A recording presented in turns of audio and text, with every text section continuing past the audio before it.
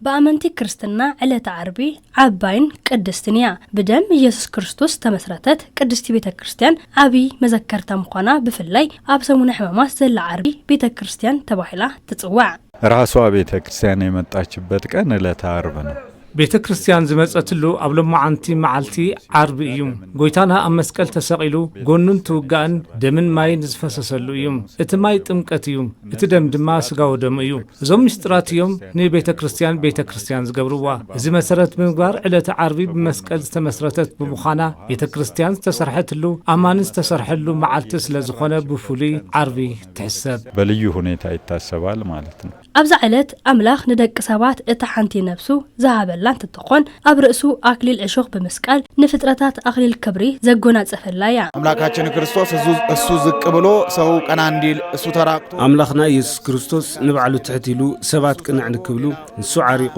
ሰባት ልብሰ ጸጋ ንክለብሱ እሱ ጠሚዩ ንሕና ሰማያዊ በረኸት ንክንረክብ እሱ ኣብ ርእሱ ኣክሊል ዕሾኽ ደፊኡ ንሕና ክብሪ ኣክሊል ንክንደፍእ ዝገበረሉ ሰቢ እግዚአብሔሪ ሰቢ መላእኽቲ ዘተዓረቀላ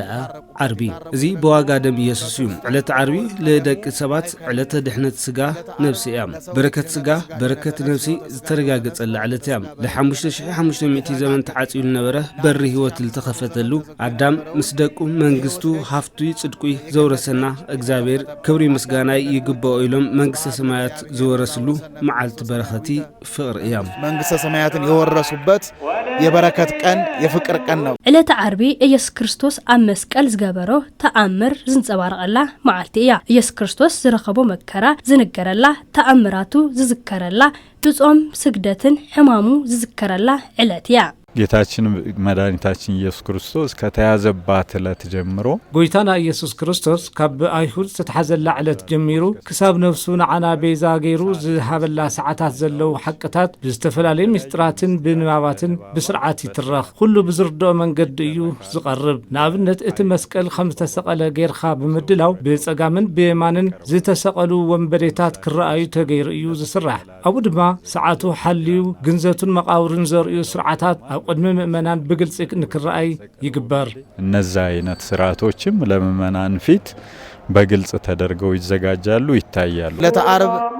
እንደምታየው ሁሉም ጥቁር ይለብሳል ዕለተ ዓርቢ ኩሉ ጸሊም ይخدን እዩ እዚ ዓለም ጸሊማ መንባራ ለምርአይ ፀሐይ ብርሃን አምሳና ወርሕ ደም ልዋሳይ ከዋኽፍቲ ምርጋፎሚ ለምርአይ ብስንክ ኢየሱስ ለግኒዮ መከራ ዓለም ምጽላማ ዘርኢ እዚ ማለት አምላኽና ኢየሱስ ክርስቶስ ኣብ መስቀል ምስተሰቀለ ብርሃን መለኮቱ ኣብ ዝነጽሐሉ ግዜ ፀሐይ ወርሒ ከዋኽፍቲ ዝርአሉ ስርዓተ ጥፊኢለኒ ብምዃኑ በዛ ዕለት ዓለም ጸልመተሉ እዋን ካብ ዝብተወሳኺ 7 ተኣምራት ዝተፈጸመ መላያ ከጨለማው ባሻገር ደግሞ 7 ተአምራት የተደረጉበት ዕለት ነው እዚ ሁሉ ኣብ ታዕለት መወጋኑ ምእመናን ዝተኸፈለሉ ዋጋ ንምርዳን ፈጣሪው ንኸመስግን ንዕለተ ዓርቢ ዓባይነት ንምርዳን እዩ